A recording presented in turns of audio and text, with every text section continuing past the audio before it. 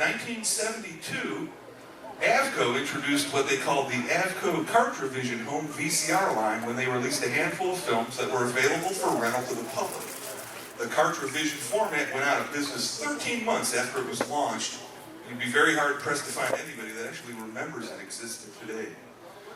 In 1977, however, Andre Blay, who owned the video and audio duplication company Magnetic Video, became the first company to release theatrical motion pictures onto Betamax and VHS video cassettes directly to the consumer market after Blay convinced the financially troubled 20th Century Fox to license 50 of their films to his company. Fox, in turn, licensed some pretty good stuff. They licensed the Planet of the Apes movies, some of the Bond films, stuff that we love here, like Hell's Angels on Wheels, Valley of the Dolls, Peckinpah's Straw Dogs, and Lawrence Harvey's cult cannibal film, Welcome to Arrow Beach, which has never ever been released uncut since then, a 1977 video release. Now, Magnetic Video sold the tapes directly to consumers through a mail order company. That same year that Magnetic Video released them, a guy by the name of George Atkinson bought one Betamax and one VHS copy of each of those first 50 movie titles, and he opened the very first video rental store in the country, a place called The Video Station in LA. He charged $50 for an annual membership or $100 for a lifetime membership, and it cost you $10 a piece to rent a movie per day. It wasn't long after that other people were using Atkinson's video store model to open their own video stores across the country, and Magnetic Video took off, licensing a total of 98 films before Fox bought them in 1979.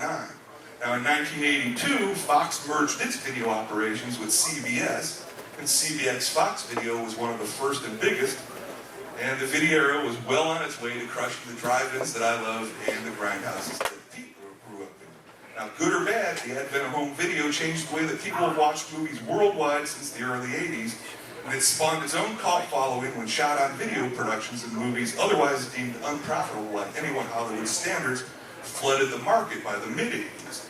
And fans were pretty much eager to, spend a couple of bucks to rent anything they haven't seen and maybe never to see, and if it weren't for that home video explosion of the 80s, we wouldn't be where we're at today.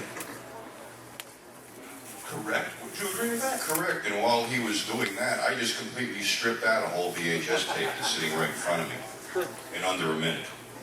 And that's what I mean about Ken was in the business, and he knows, and I was in the business, and I know. We never lost money selling video because you'd always salvage something out of the whole deal. Now, when I was a kid, and I guess I'm probably one of the older guys here, I always envisioned that you'd be able to watch a fucking movie on your television. I didn't know how you'd be able to do it because I'm one of those guys that like, oh, hey, it's 1 o'clock in the morning, Attack of the Dragon Legions is on, parents are asleep, let me smack myself in the face with a wet, cold washcloth, drink some black coffee, and get through this. I want to see it. So, as soon as video hit, I'm down with this shit. I don't care, $60 a damn tape. My first VCR was a Magnavox. I paid $800 for it. It probably weighed 90 pounds. That was the only bad thing about the beginning of the video, that you paid up to $1,000 for a top-load machine that weighed 40, 50 pounds. It was about that damn big, and mostly like 12, because nobody could figure out how to make the clock. And it had two knobs. You get UHF and VHF, or whatever it is, because we don't have anything left anymore. And then it had, the controls were piano keys, basically. Clunk, you depressed them. And my first blank tape was $27. They wouldn't even throw it in. So they quickly lowered, they went down to 18 to 20 bucks, which woohoo, bargain price. Yeah. And then everybody who bought them always recorded stuff in like 6 and 8 hour modes, so it looked like shit. So, for 20 bucks, I wanted it to look like crap. So as soon as I got this damn thing home, I drove over to Video Shack in New York, which was the video superstore at the time, just opened up, and they were all over the place. And the first two movies I bought for $59.95 each were Night of the Living Dead and Assault on Precinct 13. So I decided that to fuel my little addiction here, I should open a video store. So, and this is another example of why partners never work. Most money you're going to make renting videos was with adults. And unfortunately, the guy I was in with, I didn't know was a freak for this stuff. So I'm going from town to town trying to figure out how I can get in, because the minute they hear you're going to have a back room, they're not going to give you a permit. It was, like I said, it was still a gray area back then. It was still a lot of no-no stuff. So unbeknownst to me, this idiot And I had been in contact with Caballero. I had established a relationship with them as I intended to buy direct from them. He orders $600 worth of tapes. Now, prior to whatever, $600 worth of tapes would have filled the van. Features were $50, Swedish erotica 60-minute comps were $30. So now, I got all this stuff. I can't open a store because I can't find a place to go. So I'm looking at him and I'm going, you just blew our money. And I go, I'm not going to do nothing with you. What I want to do is go buy another VCR and knock these off, put 3 on a tape, because you also never copyrighted. And that's how I got my money back. But now, here's the segue. This encouraged bootlegging because of the gray area it was in.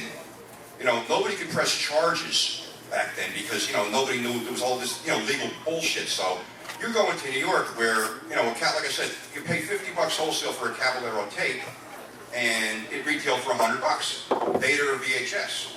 But these guys in New York would copy them, slap them in, you know, one of these Amaray cases like this, and sell them for $40, and it was a deal. And they were making money hand over fist. It goes back to George Atkinson, who opened the first video store in L.A. He had to actually, there was a landmark case where the studio said, hey, wait a minute, you can't rent those out. And even the Supreme Court deemed, yes, you can. If I buy them, I can rent them out. I bought them, now I have a store, I can rent them out. So that became a big murky gray area, and people just copied stuff. And we get where it's at now. Yeah. What was the original video store in your area? Video Shack. And the fun part was, Video Shack was a big chain, but what I found very weird was they had adult right out in the open where you could see it. And this was like, you know, they had the regular titles, Disney, the whole bit. And I was thinking, who the hell can own this thing? You know, get away with this. Then I found out, Video X-Pix, which is a big porn company. It was the Morowitz family, District Pix, Europix, they had all this stuff. So they had all these stores going. Now, what happened was, when you got further into the 80s with Reagan, you had the Nice Commission coming up, and they were really rattling chains back then, especially over the Avon shit. They wanted to put it out of business. That was the whole deal. So, you know, these guys are, you know, they're adult video guys. They're crooks. That's the bottom line. They're not going to lose. So they saw what was going on. They also saw the emergence of Blockbuster coming in. So what they did was they sold the whole chain to RKO. And RKO sold all their freestanding theaters to buy the chain. But as soon as they got in the door, Blockbuster came in. And they obliterated them. And everybody goes, well, you know, the reason Blockbuster didn't carry X's was because they were a corporation. I said, well, they may be a corporation down the road, but my sources told me that Blockbuster was started by a container company down in Florida. And who owns the container companies? The Sopranos. So the theory was they didn't want to have anything to bring attention to them, so they wouldn't carry the adult. And that was that. Then when the corporation got involved, of course, they're not going to carry the adult either.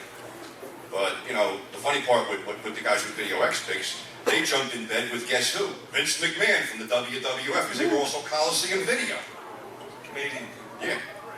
So they were all over the place. And, yeah. Here in Cleveland, we had our stores were Visual Adventure stores and network videos. And Visual Adventures were started by a guy named Reuben Sturman, who was a Midwest porn czar. And he pretty much opened them just to rent porn. I mean, you would go in the store and there would be 62 movies to rent and 300 pornos. And they were right there in the open. Eventually they enclosed them and put them in a back room, but it's very funny because Tom, you know, my staff guy Tom, worked at Visual Adventures, and he can tell you some funny stories. I asked him to come up here, but he doesn't like to get in front of people and say, tell some stories about the people who used to come in there just to rent the porn, because everyone would come in, look around, and just, you know, they'd pretend to look at stuff just to go to the porn. And network video, or they you know, called themselves the, you know, the non-Visual Adventures. We have the family films, but at the time, you know, there were 300 movies out, so, you know, they eventually, a lot of people franchised those stores, and then they turned into mom and pop stores, where they just said, you know, since I franchised it, I own it, I'm just going to call it, you know, Ken's Video from here. you know, I think, do anybody really know how tape is made? It's a liquid. What it is a photo over the cellophane, and that was like Sony had a plant in Baldwin, Alabama. That was a big employer down there, and you know, you get your liver enzymes checked every 3 weeks because you were dealing with this stuff. Yeah, these big rolls of it, pour it over it, and then strip it into. And they actually used to grade it. Like, there were actual magazines out there that were dedicated to like grading videotapes. Like, they had batch numbers. Like, well, this week Maxell was really good, or this week Fuji's really good. So it was some really intense stuff going on.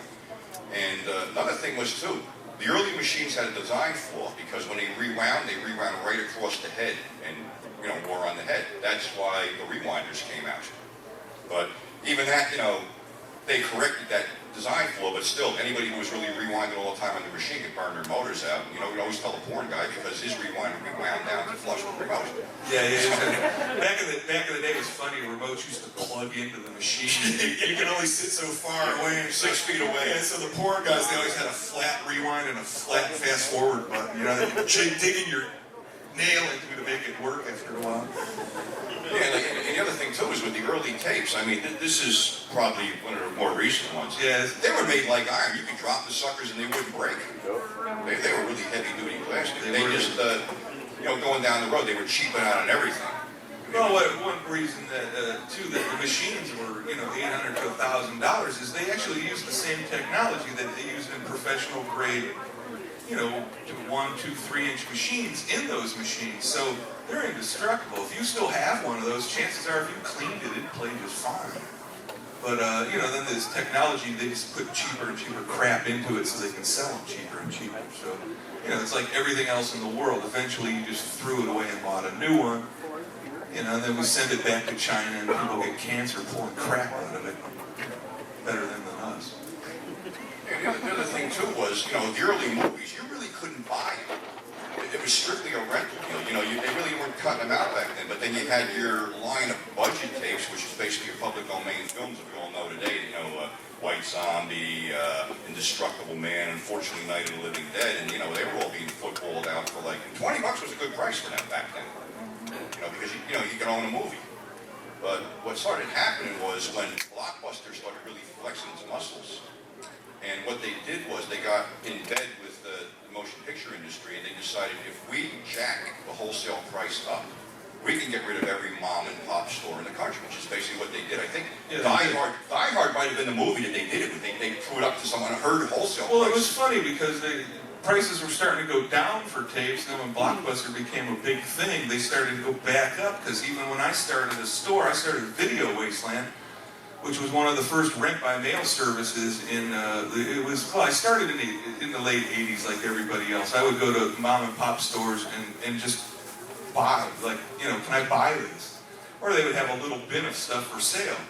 So over the years, and then Wasteland became a trading company where I would deliver the mail, we traded. Then, it started out as tapes we could buy each other and trade. Then it started out as copies. And the copies started selling and making money, so I was going to video stores and buying, stuff off their shelves. And when Blockbuster came in and put a lot of the mom and pops out, I would just go in and back then they would say, we're closing, everything's $10. Well, I would go, well, I'll wipe out this whole entire section right here if you give them me for $3 a piece. And we'd meet somewhere in the middle. So I started Video Wasteland rent-by-mail service. The only place I ever knew was a place in Virginia. Does anyone remember the name? It was like Video Vault or something. Yeah. We didn't know each other existed at the time, but we were both there at the same time. And I started what we called the Video Wasteland rent-by-mail service with 650, 670 tapes, titles. They were all original at the time. And it was my collection. It was like Kevin Smith, who sold his comic books to make Clerks. I said, well, hell, I'll just take my collection and rent it because these things are starting to get rare. So then, right about that time, they started jacking the retail price up again, like Pete was talking. So it was hard for someone like me to buy this stuff. So I started going just this stuff. I did the schlock and the stuff you couldn't find, the stuff I could go just buy out of mom and pop store and go in with, sell wipe out for $5,000. And we grew pretty good. I started it and it took off, and we shut it down in 2003 actually. So it was after we started this show. But it served me well. And some of my early customers are sitting in this room right now. I saw Mike, my buddy Mike, sitting here. I think he was customer number 1. You see, what I did was I was collecting. So I would walk into these stores and they were going under and say, when you get down to the Drex, which was the stuff we loved because that wasn't a family-friendly deal, call me up. So I could walk in and basically say, all right, I'll give you, $6, $5, whatever, and wipe it out, and then I'd wind up with double. So I started this little thing called Piss Midnight Video, where I did, outdoor flea markets, and eventually I built a big indoor flea market booth. So I would just walk around, just go everywhere and grab this stuff. And then, again, your back room was where you make the most money. So, like I said, the porn was high up there. But all of a sudden, they started football and stuff. I found a place in South Jersey. It was like they had 30-minute comps, 60-minute comps, and features. And maybe it was 100 features, but features were 15, 60-minute comps were 10, and the 30-minute ones were 7. So I'd get them, and all of a sudden, there'd be like, somebody would call me up and go, I can do them for 10. But you gotta buy 100, no problem. I run over buy 100 of them for 10, whatever that came out, $1,000 or something. 2 weeks later, I get a full, I can get them for 8, come down here, but you gotta buy 100. So I'd be driving all over the place to get these deals. And then, I'd be selling them down there. And then the whole thing was the price kept dropping and dropping and dropping to the point where I worked for Norman. We were buying shit for $1.25. I mean, decent stuff. The shitty stuff we could get for like 75 cents. And they used to, the adult companies used to buy these grades of tape. It was like a commercial grade A, B, C, D. Guess which one they picked? All the time. There were budget companies like Good Times and everything. When you go to the store and go, wow, I can buy this really cool movie for $6 and it's recorded. There's this much tape. Yeah, absolutely. I'm like, shit, doesn't track in anything. The oldest top loader you got. Well, there's a funny segue with that too, because one of the guys down the shore called me and goes, I got these great tapes. I'm going to give you a great price on them. They're on the slow speed. So I said, send me 50 of them. I put one in and I'm like, holy shit, man, this is completely great. Nobody's going to buy this. So I said, look, dude, you're getting them back. So this guy had a crew of alcoholics and junkies working for him. So he told these guys, this is what you do. Put them in the machines where to copy cartoons on them, but run them out. So these idiots are sitting there, the cartoon runs 20 minutes, they click it out, rewind it, and shit winds up in Toys R Us. This was on the news down in Jersey. The kids were watching these old, Mighty Mouse cartoons, and here's John Holmes going down on Sega. So he got in a lot of trouble for that, but then it got worse because he had stuff. He had all the Warner Brothers, the band 13. He had all that shit, which I wish I grabbed at that point. But then he calls me up and goes, I got Beatles tapes. I'm like, you got what? I got Beatles concerts. I'm like, dude, you're out of your fucking mind. You're going to get arrested. I stayed away from that. He had a commercial on late at night selling these, and then 2 weeks later, that was the end of it. They got him. But all these guys, there was such a who's who of thievery going on there, which brings me to my good buddy Norman. Because before I was dealing with Norman, somebody came to... Actually, before you ever started working with Norman, we would go do the Fango shows. I've been doing this for a long time, since the late 80s as a vendor. Every time we'd take a trip to New York to do a convention like the old Fangos or New York Comic Con or something, we would always take a day to go to Liquidators. This was even before Pete worked for him. And Norman, he would just let us go wild. He'd be like, anything you want's $5. And that's when I started noticing, well, of course it's $5. It's all bootlegs, But hell, I didn't give a shit. I rented them out. They had a cover. I rented them out. Yeah, so at one of my stops, this guy goes, I can get you brand new VHS tapes. And he gives me a laundry list. Die Hard, this is all great shit. So I'm like, I got a connection, which I'll come to in a minute, called Primetime Video. So I called this guy up, and I can get this, this, and this. He goes, well, I'll take 10 of each. I'm going to make $5 a piece turning these things over. Well, then they show up. They're all in cases like this. Die Hard in a box like this. I'm like, no way, I'm not taking this shit. I didn't know this was Norman at the time. So getting back to Primetime Video, he was the guy who came up with the idea of putting the shit in supermarkets. I don't know if it got out here. It was real big on the East Coast. But that was his whole deal. He'd load up supermarkets with this shit. And he was making a killing. And you know those dump bins in Walmart today with the DVDs? Yep. That's him. That's him. What he does is he calls up Universal and goes, I need 1 million DVDs. I'm only going to give you $1 million. And they jump on it. And he flips them to Walmart for 2. And that's how that works. This guy was a genius. He was in that case too. But he was the guy who put the stuff in the supermarkets. I found him on a want ad, and I went in there, and he goes, well, I don't know if I'm going to do this now. And he goes, oh, it depends on what he had for breakfast, what the price was. You get some great shit one day for $5, go back the next day. Oh no, there's 7. Why? Because I said so. So yeah, that's what I mean, like a cast of characters. I used to I think it was like a Revco, which turned into CVS or a Rite Aid. Drugstores, and they were always like, how do we get people into a drugstore? So they started selling videos, or renting videos, if everybody remembers. And they would always undercut the video store across the street's price, but they never had like a back room that had racks and spinner racks and like pouring right out in the open. And everybody who worked at a drugstore was over the age of 75, so you'd have to walk up to this porno. They never carded. You'd be like 12 years old and go, I want to see Inside Sika. You know, they'd rent it to you, and this lady would just go get it to you and be like, this is really ridiculous. It was funny, but they always had like really rare shit in the drugstore around Cleveland. And when they kicked them out, all these tapes wound up. I bought all this shit for $1. They were in like just the clear cases. I mean, it was great shit. They lost the boxes, but I just went in. Anybody who wanted them $1. This big warehouse had them. I was killing myself carrying the baskets out. They were so heavy. You know, $1 turned into $5 real quick at a flea market. That was the beauty of it all. We were rooting around the other day at my house looking for stuff. Yeah. We found boxes and boxes of original tapes in plastic boxes. Because I would just keep spares. I would go buy them over and over and over and over. Then they were out of print, so some dumbass would break a tape and I'd charge them, and then I'd just pull it off the shelf. You know, then eventually down the road, I met Norman. And, you know, I was buying off him, we became friends and stuff. And I knew he was bootlegging, but I didn't give a shit because he was getting $14 for a copy of a tape. But his copies were, Grandma might buy a couple for me, but not to resell. But his copies were fucking great. Till he decided to get involved with cheap blank tapes. And these things were And horrible. slow speed. Slow speeds, yeah, that was good We too. could use less tape in 4-hour mode. Yeah. Well, you know, a lot of guys did that too. You know, a lot of collectors did that. That's why everybody's got like really rare prints and really, you know, all the reds are all blurred out and faded. It's like, dude, that's Steve Pussy. Boy, there was a funny thing. You remember Video Treasures? Anybody? Okay. Yeah. All their stuff was like on a 60-minute blank, but it was a 90-minute movie. Yeah. Well, I was at one of these. We used to have it was merchandise shows. Somebody had 14,000 Texas Chainsaw Massacre on Video Treasures. And it was a ridiculously low price. Who wants 14,000 of these, right?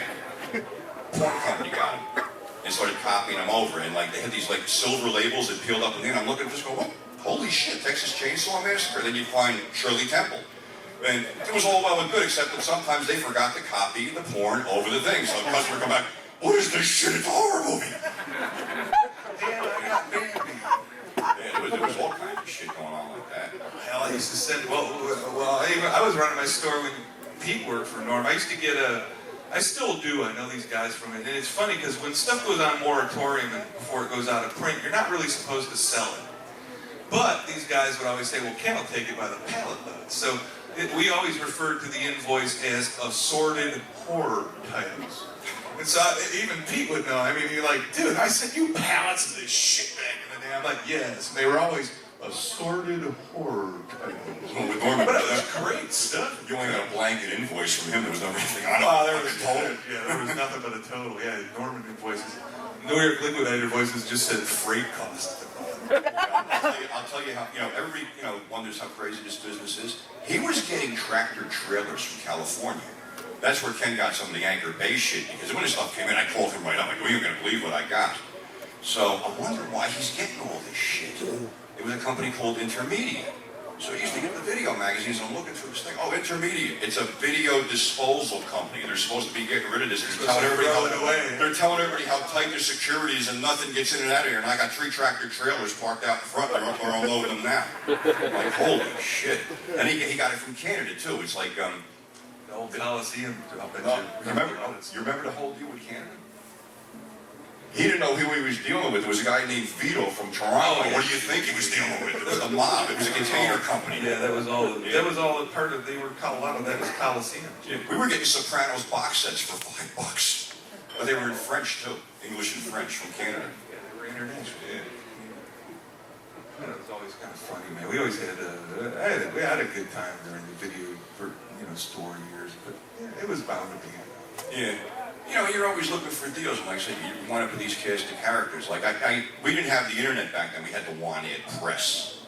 So some guy had an ad, wholesale videos, this and that. I get an address. I'm driving up and down the street. I'm like, where is this asshole? I see a bail bond office. This is the address. So I call him up and he goes, I go, where are you? He goes, I'm in the basement. He was in the basement of a bail bond office. And he had to work out of boxes and stuff like that. And the funny part was the guy who owned the bail bond office. Anybody ever seen the movie Midnight Run? Yeah. All right, De Niro's character was based on the guy who ran the bail bond office, a guy named Lou Raniero. He was an old-time bounty hunter. He had one eye. He got shot and shit. But De Niro, I wasn't there when it happened. De Niro was down there like 2 or 3 times interviewing him to get, the background for the character. And another fucked up thing that happened down there. Anybody remember Dr. D, David Schultz, from the WWF? He was a bounty hunter. One day I walked in there, I was sitting there waiting for this idiot to show up to open the basement. He's just sitting there and he's staring at me, and I'm like, he's really creeped me out. I'm getting the fuck out of here. But that was the cash you got down there. But these guys, they were just crazy. It was like the Wild West there. Who's cutting whose prices, who's doing this, who's doing that. Too cutthroat for me, right? I just, as much as I hated to see the mom and pop stores disappear, it was good for me for quite a few years. But I hated to see them go. Everybody had their favorite video store, and you guys all know that. Anyone over the age of 30 had their favorite video stores. Oh yeah, you couldn't beat the local stores. They'd stock the stuff. No, they'd stock the stuff the fans asked for. There was a guy just down the street from me, a local store, and you walked in and you'd want to see, I want to see I Spit on Your Grave. Blammo. Next week there was I Spit on Your Grave. Midnight Video up on Chevy Boulevard. And then there was right down on Columbia and Bagley, there was a place called Falls Video. And this guy used to love horror films, so you'd go in and he'd ask me what to order. He'd be like, here, just look at this book. And some shit. He'd be like, oh man, I want to copy that, I want to copy that. I thought it was funny back in the days of the $1,000 VCRs. I would had one and a set of RCA cables hanging out my back pocket. So I would just go like people who had kids. I'd be like, yeah, I'll come over to your house and babysit your kids for a 12-pack. And I'd just bring my VCR, go to the rental store, come over with a whole bunch of shit, plug it in. And I've got kids here that come to the show now that are about 30 years old that watched a lot of porn at 2 and 3 and don't remember anything else I wanted to show them. I had my buddy's son I'd sit there and drink a 12-pack and just tape whatever I wanted and just be like, eat something or have some Cheetos or some shit. And my buddy's kid's now is 30 years old. I don't know, Chris is probably not in the room tonight. He'll be here later, and when he's stumbling drunk. That's what we like about my buddy's kids. But Basket Case was his favorite movie because I showed it to him, and for some odd reason it stuck. So I had to go re-rent it and make him a copy, one day. So. Beware Video, they showed up. They showed up after Wasteland. Video Wasteland showed up. Beware on Madison. But they were a mom and pop, but we just did strictly rentals. Through the mail by then. I was like Netflix before. Netflix, when everyone had to pay severe postage, you got a big fucking box of shit in the mail. Now you get an envelope with a move. And then there was always the eternal VHS versus Beta battle, which actually Beta was the better format. But Sony, for whatever reason, didn't get behind it that hard. Well, it's not that Sony didn't get behind it. Sony wouldn't share their technology. Sony was greedy. They've always been the greediest company. They invented Beta, and JVC Corp invented VHS. And Sony said, no, we want to keep our technology. And even though it was superior sound and picture quality, JVC said, well, here, everyone can have it for free. So they gave away their technology, which made it mass-produced by other companies, and then it overtook and put Beta out of business. So another thing, like Tom, my buddy Tom, I keep bringing him up, my staff guy, he's got a closet full of Beta machines because he loves Beta. He collects them. You can find them for pennies now. And they still look and sound great, where a lot of the later day VHS stuff, you put it in now, and there's no picture on it. It fades. Magnetic video is magnetic video. You never have to watch it, and it will go away. Put it next to a heater, it goes away. Set it next to a magnet, it goes away. So like the 8-tracks, with this whole resurgence with a lot of people, like this whole newfound love for VHS just boggles my mind,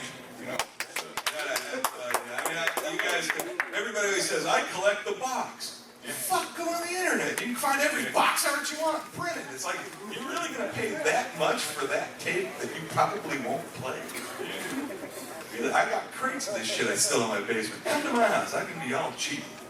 Like I said, what created the bootlegging epidemic actually was because of what Blockbuster and these film companies did, because when they squeezed it, okay, well, Blockbuster would have X amount of time to pay for product, and you get like 30 copies of a hit movie where mom and pop, if it's like $80 to buy a damn tape wholesale, They get one, so they go in the back room and copy and put it out. And that's what started the whole thing. And guys like Norman just capitalized on it. Exactly. Even Blockbuster got too big to fail. They got so big they failed, and they did the family thing. And then price drops, particularly in the 90s. Everyone was able to just go buy videos and start their own personal collections, and that's kind of what started hurting video stores too, because you could just buy them cheaper. But then price drops just blam. Everything was $20. But that also created personal libraries too, and I know guys, with vast video libraries still won't give this stuff up. Art's not in the room listening. Now we need him to interject something, because I know he's still got a vast video library that I'm sure Alana's really happy to trip over constantly. Hey, there's some of us that love VHS and I love DVD, but I don't like it. I'm not. I don't mean to jump ahead, but we both watched The Exterminator, which is a really good grindhouse movie, on Blu-ray, and went, wow, I never need to watch that again. It should not look that good. And you know what it is? I'm not knocking any company because everybody puts hard work into this stuff, but certain shit was meant to run a certain length because it worked that way, and certain shit was meant to be gritty and grindy because that's the way it worked. And to clean it up and make it sparkling, it doesn't. It takes away from the whole back alley ambience of the thing. And that's the grindhouse background. And that's another thing we segue in that Ken was the drive-ins out here. I was the grindhouses on the East Coast, and basically video stomped them out of existence because, especially where I was, sometimes you were taking your life in your hands going into these joints. So where you could rent a tape basically for the high end was $9.95. Where you go to a movie for like $3, but you might have get an ice pick in the back of your head or something like that. So what are you gonna do? You're gonna rent the damn movie. What I like about the drive-ins, you can go to the men's room. You didn't have to be afraid. I never went to the men's. I just opened the car door. I did when early. Eventually, I just got off my ass and walked.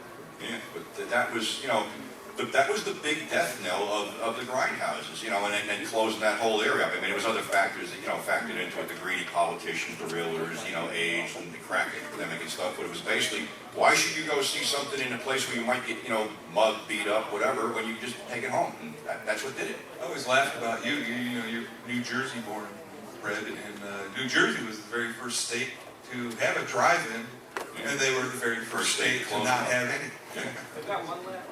Hey, go ahead. You got some? Which one? We got one left. There's one left in Jersey still? Yeah, fine. Is it down in southern Jersey? Yeah, but half the island's almost Maryland, I think, or Delaware. It has to be south Jersey, because anything north is like, man, we can't do the swampland.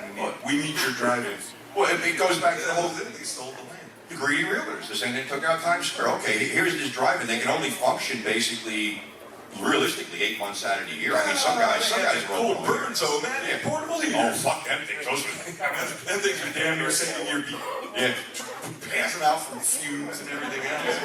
Yeah, your free heater with purchase of 2 tickets. Yeah, right. Yeah, those are great. How come the heater had to work when your fucking window was open? That was another thing. I was rooting for a box and found a pick the other day, the little swirly thing that was supposed to keep mosquitoes away. Oh no! And all it did was stink. It was like, just light that turd and go for it. Yeah, but that was the death knell of the whole thing. And, a couple other weird things too, like, like I said, the porn bootlegging was rampant because nobody would, go to court. But actually, there was one court case in New York. It was Evil Angel, or one of them. It was the big, what's the one that Stagliano wants to? Yeah, I think it was it was the Buttman was the series. I'm trying to think. John Stagliano. Well, they had a guy who actually had the balls to go this route with making the cardboard box, except that sometimes the corners would bleed over. And they were getting like $20 wholesale for these things. Well, they went to court, and usually the judge would poo-poo it off, but the court clerk in that case realized what it was and talked to the judge, and they actually won the case, copyright infringements. He's one of the few guys that actually beat these bastards in court. As opposed to, guys like Norman who would, this is a very graphic, nasty box, but the big thing in New York was with the porn was the German stuff, because it was gross and disgusting.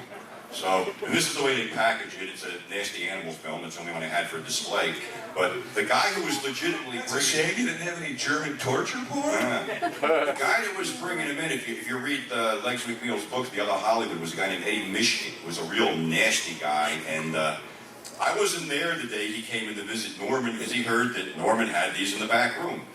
He walked in the back room, picked up a tape, as the story goes, walked up to Norman, dropped it in front of him, and goes, take off your glasses. And Norman goes, okay, why? Punched him out right in front of everybody and walked out of the store. We've done it. We always bring up Norman up here, but Norman was quite the character, like I said. I used to love Liquidators because, you know, especially after Pete worked there, because Norm would be like, you know, anything you want, guys, is, you know, $5. And Pete would look at you going, anything you want is $3. He's not even fucking counting, and I'm keeping it. That was always fun. It was a cast of characters. You know, and the other thing too was, you know, what they did was too, toward the end, they were all panicking, and especially when Bush came in office, the minute after it hit January... Bush the smarter, not Bush the dumber. No, the dumber. It was the dumber. Bush the dumber made a deal with the religious right to get rid of porn, and these guys were all shitting bricks. They were calling us up, we got to get rid of this stuff, we'll give it to you for $1. And this was formerly cost us $3, $4. We were taking it by the truckload because we didn't give a shit. It wasn't going to affect us. But, you know, what unfortunately stopped it? 9/11. 9/11 happened, and that curtailed his little, you know, crusade for porn, which I guess Rick Santorum's going to take up now. But they were trying all kinds of shit down there. Because actually, I think there's 20 states that it's still illegal in. And what happened was, they used to have these trade shows, like you remember going to the Atlantic City one? Atlantic City used to fly out for the Vegas Vegas. What they would do is, fucking amazing, man. They get an eager salesman, they give him a huge fucking order, you know, like a $10,000 order, but they route it through what we call the red state. So VCA got nailed a $2 million fine, and how they paid it off was they dumped product for $3. And some of the stuff they dumped was, remember Magnum Home Video? They replicated for them. So you were getting stuff like Mad Dr. Belial and Brain and Blood, these grab bags, but you're also getting a bunch of airplane movies too, which suck, but you did it to get, you know, the Mad Dr. Belial and Brain and Blood and Torture Dungeon and shit, so. Yeah, they were really always going after the adult stuff.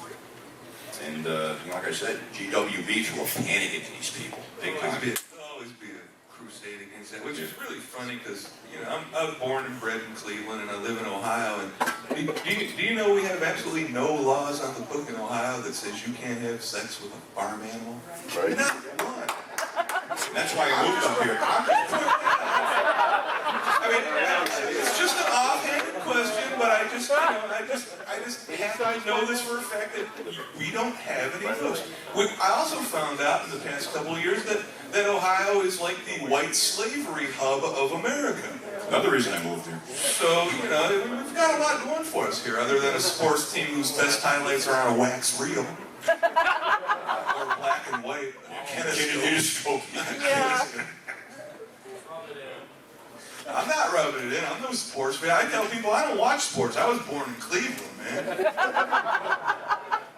It's hard. It's hard to even give a shit. Even from New York, I didn't really watch sports. I bet on them now and then, but I never watched them. I wouldn't even bet on them. I just took book. I don't know. That's what I used to have a bumper sticker that says "Go Browns" and take the Indians with you.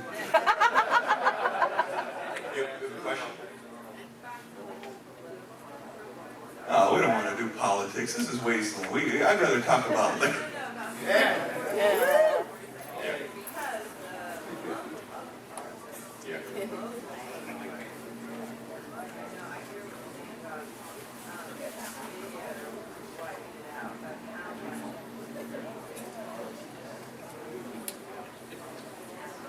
Oh, they knew they were looking at a gold mine because, like I said in a couple of the panels before, all them porn guys took out these leases on, you know, on formerly unrentable property, which became very, very desirable to these guys. So basically, what they would do is they go after the landlord and say, "Don't rent to them. We're going to give you a better deal." So that the first one that went out was the Bryant movie theater, and then the trickle down effect was, you know, like a domino effect. They all fucking went out, and you know, it was a pre-planned thing. They wanted that thing because, you know, another thing too is, as much as I loved it, I see both sides of the argument. You know, you walk out of Port Authority and you see a tranny hooking on the fucking corner. That's the first thing you see. Welcome to New York, you know? There's good and bad to it. It's a lost era, though. It was something whose time had come and gone, but did it need to be, you know, destroyed and muscled under? No, it could have been done a different way, but especially a lot of the grindhouses, I know what had happened was a lot of the leases were up, so they just didn't renew them. They said, screw you, somebody's going to come in and renovate the place, so they kicked him out. So, you know, it was partially political and partially money. And it all boils down to money. Yeah, another trick they used AIDS for an excuse too. It was like the first things they closed down with the gay places, they were supposedly a spawning ground for AIDS. But, you know, some of the, the gay cruising scene shifted to the straight theaters, so what they, NYPD would do is they put detectives in the audience and they document sex acts and they use it to close the theaters down. So one way or another, they were going to win. You know, it's just, they took a lot of underhanded shit to do it. Yeah. Another thing too was, here's another segue. A lot of, toward the end, a lot of theaters, especially the porns ones, switched to video projection, which was really fucking horrible. It was bad because you can't take that little, by then it was the little half-inch tape and the tape quality went down and they said, hey, look at this grainy thing, and it was bad. I agree, a lot of them did switch to that, especially the small 100-seat places and the small. Oh yeah. There was even that, the one you see on a lot of the footage of Times Square, the Roxy turned into like a sixplex, but it was all video projection. There was a guy sitting in the lobby with an office just changing tapes all the time. That was it. Yeah. It was about as much fun as when somebody said, I remember, I used to love the video, when I ran the video rental business, I used to love the customers, they would call you up, they'd say, well, the tape's kind of not playing right, so I took it apart. And I got 3 pieces that didn't go back in. I'm like, and then they'd come in a box and I'd be like, I'd have this little thing here and a spool there, and I'd be like, just don't fucking touch it.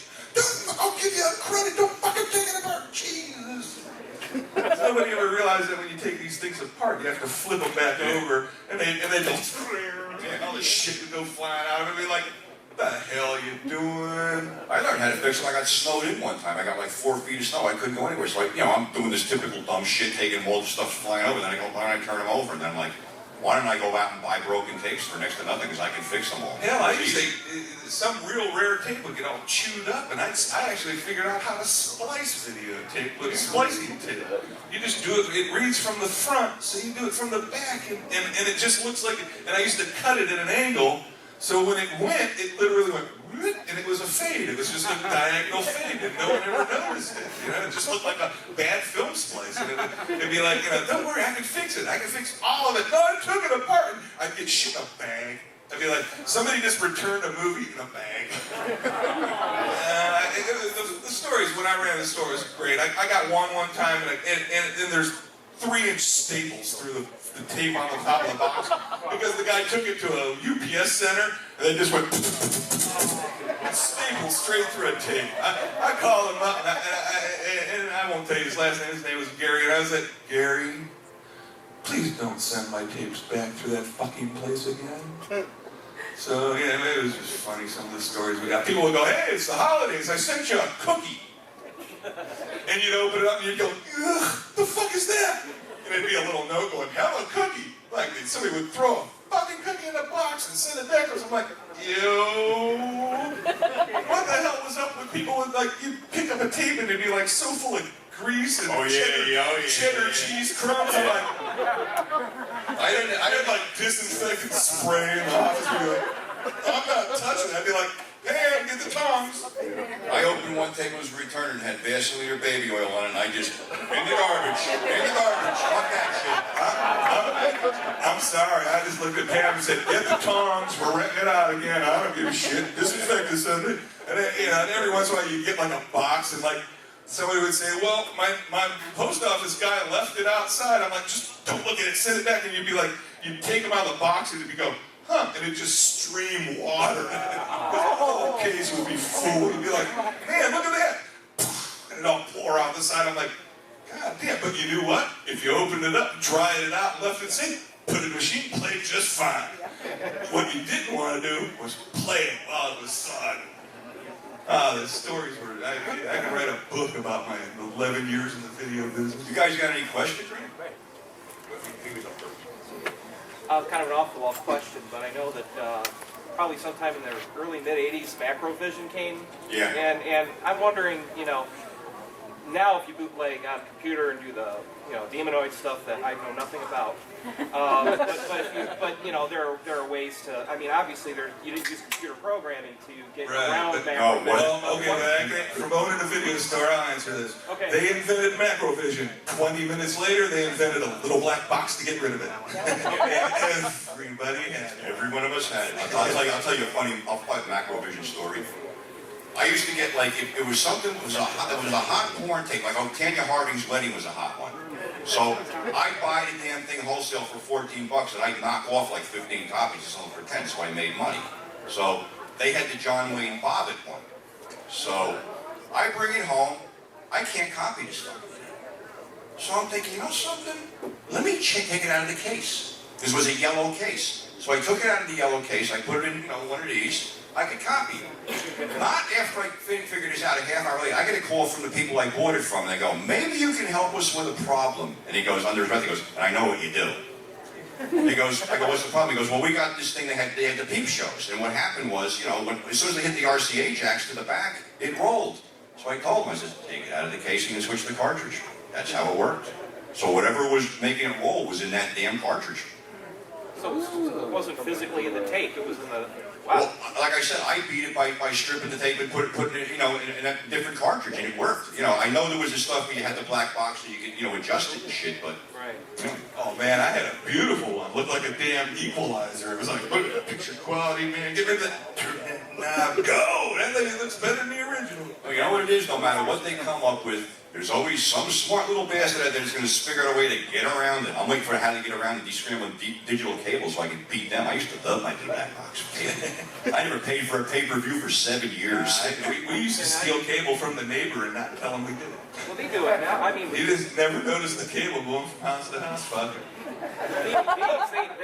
they upgrade the technology almost every other week. Well, some crooks are real smart. They can do it too. But any DVD or whatnot of those copying programs, it's like all of a sudden they're updating. All of a sudden they're updating, so it's like a cat and mouse game. You got it, brother. We call that firmware. This is your firmware update. You'll be able to do everything. Yeah, what was the first Video Nasty movie that you brought? Like what? The first Video Nasty. Probably Zombie. Zombie? I paid $60 for that one too. I was a complete mark. I got sucked into fucking snuff. The movie that was reviewed by reading the press book. Yeah, that's one of the most notorious stories out there. Nobody watched the damn thing or they would have reviewed it horribly.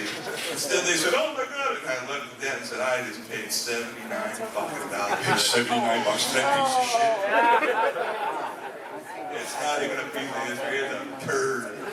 And it's a sinker. It ain't even a floater. The guy I was talking about in South Jersey had the rights to that for a while, but he put it on a 60-minute blank until he fucked it all up. Anybody else with a question? Or a comment? Come back there. You guys, Way in the back. Go ahead. Get the next one. do you know why Linda Lovelace's tits aren't shown in Deep Throat? Probably because they weren't very attractive. She's got scar tissue across. Yeah, she had a operation. Thank you. Thanks. You had somebody else had a hand up there. Have you ever charged anybody for not rewinding the video tape? Nah, we bitched like hell. We always said we did, but we were nice. Like I said, I used to work for a printer. And we printed all the little stickers that said "Be kind, rewind," and then like some people who didn't chronically rewind got a handmade sticker that said "Rewind this asshole." I always had my ways of subtly telling people what to do. And then we used to have to. You know what I used to like is these plastic boxes, those empty plastic boxes like this. They were ridiculously stupid. A fucking tape only fits in it one way because the little reels are off, right? They're not centered. So you don't know how many times that people would put them in like this, slam that baby closed, and then this thing would push that little plastic. I'd be like, what the fuck is the matter with you? And it would just be going nuts. And then I would sit there with a screwdriver and pop those fucking middles out of the damn thing just so the idiot couldn't put it in wrong way. Be like, Jesus fucking Christ. I used to get guys that would return porn and tell me it didn't work, and they'd be stupid enough not to rewind it. It's sitting there during one anal scene. I'm like, Jesus Christ, what do you mean it didn't work? And then I look at the guy and I go, if you're gonna fuck me, at least rewind the goddamn thing. I used to get that. It wouldn't track in my machine. It's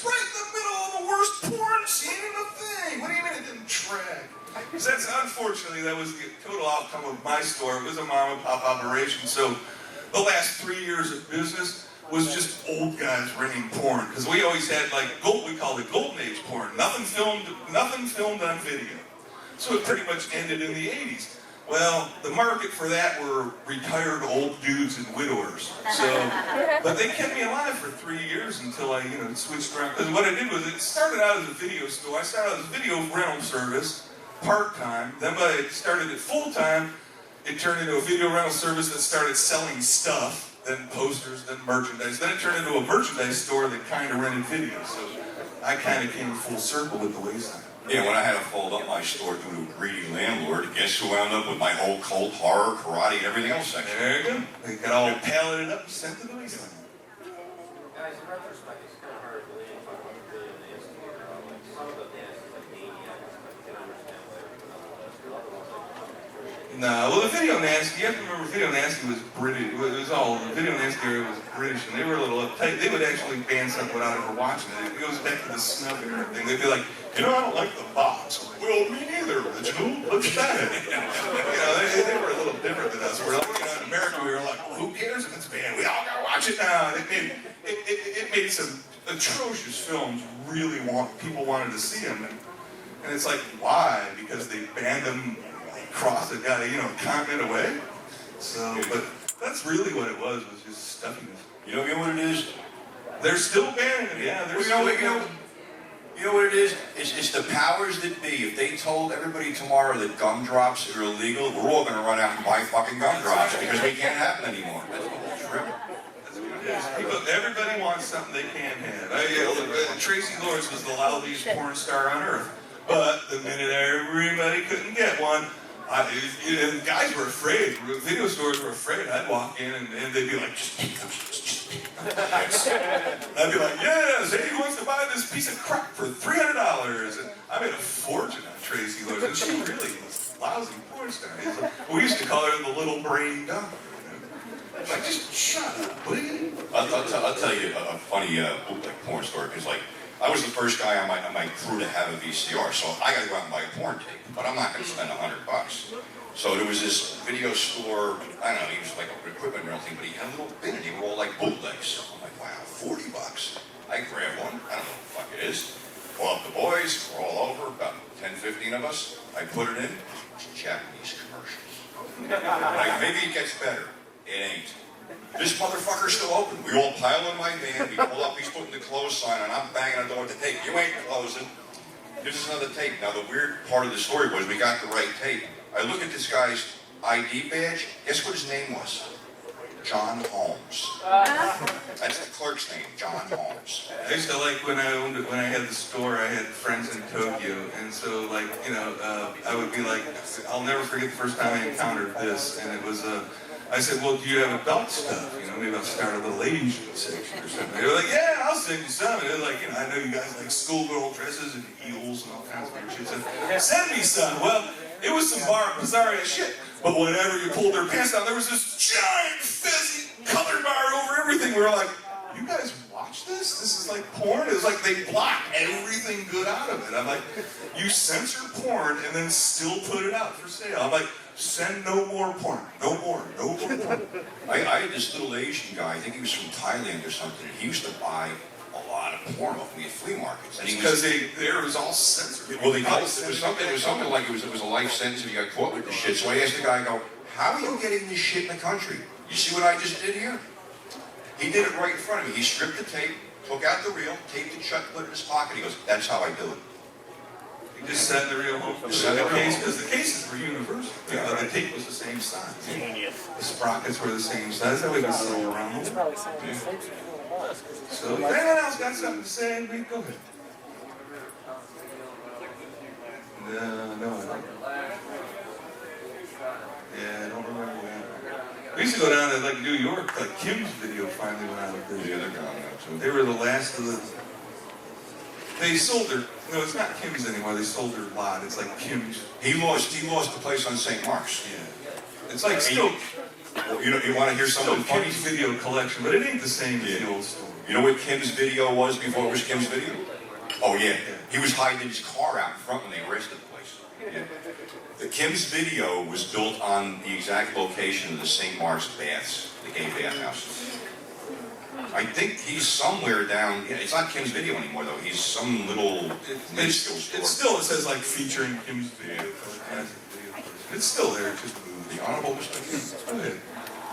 What do you think had the like the most effect on genre cinema, like DVD or VHS? Well, it actually, you know, we're coming full circle now. This is a good way to kind of wrap things up. Is with DVD, remember they were, you know, the video had its problems, and we all know them, and we just told some stories about it. But we've come with full circle with DVD. When they brought out DVD, they said, "Wow, we're going to put everything out. It's only $20, so everyone can buy it." Well, they slashed their own throats, starting at a price point of $20. Like video started remarkably high and went down. That means everybody that made money, the studios made money. We've all seen this stuff. There's only so many new movies coming out, and there's only so many new movies we give a shit about. So now they're putting out the same stuff that was on video, and a lot of times they use the same crappy masters. So they were like, you know, buy it on DVD for $20. And then, you know, it killed itself with the low price points. Then when everyone was used to paying $10 to $15, $20 for a new release DVD, they said, well, you know, now we're going to jack them up to $30. Well, then people weren't buying them. So what did they do? They said, well, let's see, you never can go broke underestimating the stupidity of the public. Blu-ray, we're going to put it out Blu-ray. It's the same damn thing, only it's in a different case, and now we can start it up high and let it slowly go down again. So I think we've come full circle in the fact that, you know, if you're licensing an old movie that's been out 100 damn times, what's the matter with just getting it out there? It's pure profit for the studios now, you know? So I honestly think that for longevity, once it's digital, it's not going away. No matter how many copies you make, it doesn't degenerate. Your copy will never look any worse or better than the day you bought it. Where video is video had its own built-in death deal. It's going to fade eventually. You'll have to replace it. DVD, you'll never have to replace. So I think we've come full circle in the cycle of, it's like the music industry that says, you know, but bootlegging's killing us. No, the fact you put out shit is killing your industry.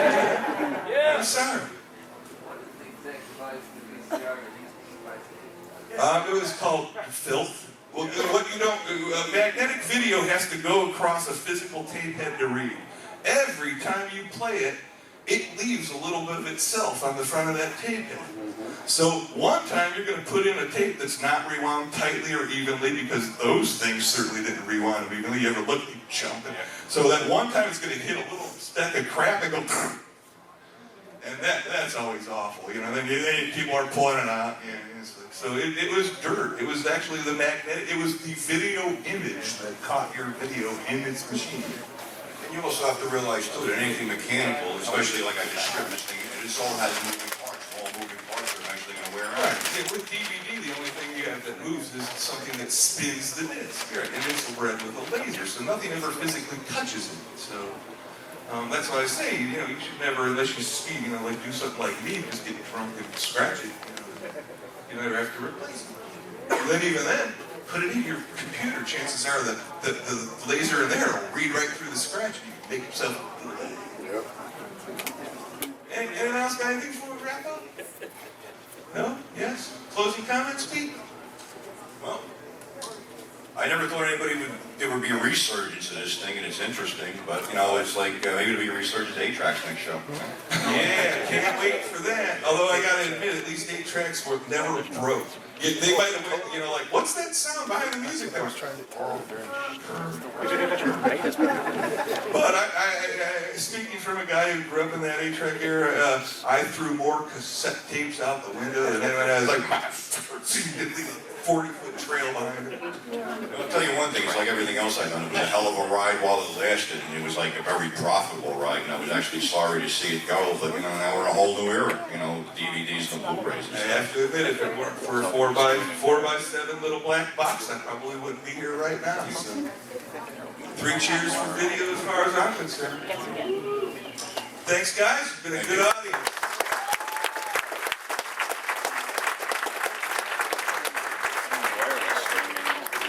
And coming back in Well, yeah, October, that's where it's all we're gonna be, graced just with that Miss instant Sharon access. Mitchell. And I'm sure that if she's agreeable, we're gonna have a hell of a fucking panel with that.